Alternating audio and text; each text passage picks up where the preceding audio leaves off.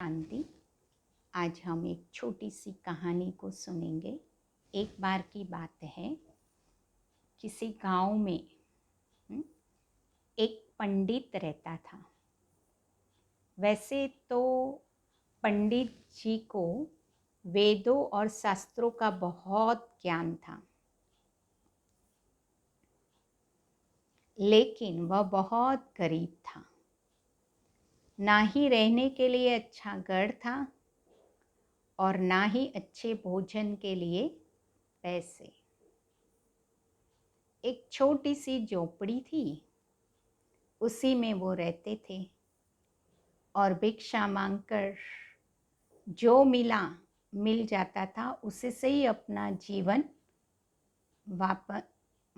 याचन करते थे। एक बार वह पास के किसी गांव में भिक्षा मांगने के लिए गए। उस समय उनके कपड़े बहुत ही गंदे थे और काफ़ी जगह से फट भी गए थे। जब उन्होंने एक घर का दरवाज़ा खटखटाया तो सामने एक व्यक्ति बाहर आया।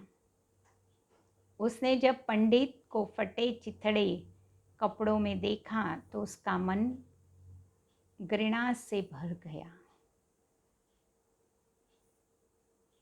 और उसने पंडित को धक्के मार कर घर से निकाल दिया।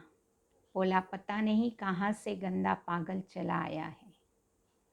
पंडित दुखी मन से वापस चला गया। जब अपने घर वापस लौट रहा था तो किसी अमीर आदमी की नज़र पंडित के फटे कपड़ों पर पड़ी तो उसने दया दिखाई और पंडित को पहनने के लिए नए कपड़े दे दिए। अगले दिन पंडित फिर से उसी गांव में उसी व्यक्ति के पास भिक्षा मांगने गया।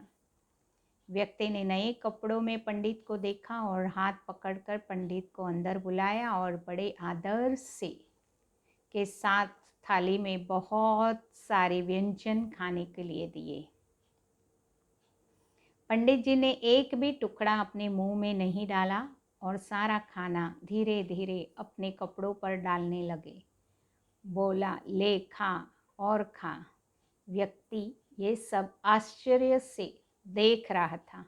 आखिर उसने पूछ ही लिया, पंडित जी आप ये क्या कर रहे हो? सारा खाना अपने कपड़ों पर क्यों डाल रहे हो? पंडित जी ने बहुत शानदार उत्तर दिया, क्योंकि तुमने यह खाना मुझे नहीं बल्कि इन कपड़ों को दिया है, इसलिए मैं ये खाना इन कपड़ों को ही खिला रहा हूँ। कल जब मैं गंदे कपड़ों में तुम्हारे घर आया तो तुमने धक्के मार करके घर से निकाल दिया था और आज तुमने मुझे साफ और नए कपड़ों में देखकर अच्छा खाना पेश किया। असल में तुमने ये खाना मुझे नहीं इन कपड़ों को दिया है। वह व्यक्ति यह सुनकर बहुत दुखी हुआ। मित्रों, किसी व्यक्ति की महानता उसके चरित्र और ज्ञान पर निर्भर करती है, पहनावे पर नहीं। अच्छे कपड़े और गंदे कपड़े पहनने से इंसान महान नहीं बनता है, उसके लिए अच्छे कर्मों की ज़रूरत होती है ना। और यही अच्छे कर्म हमें ऊंचाई की ओर लेके जाते हैं, हमारे चरित्र को निखारते हैं, जीवन हमारी सुंदर बनाता है।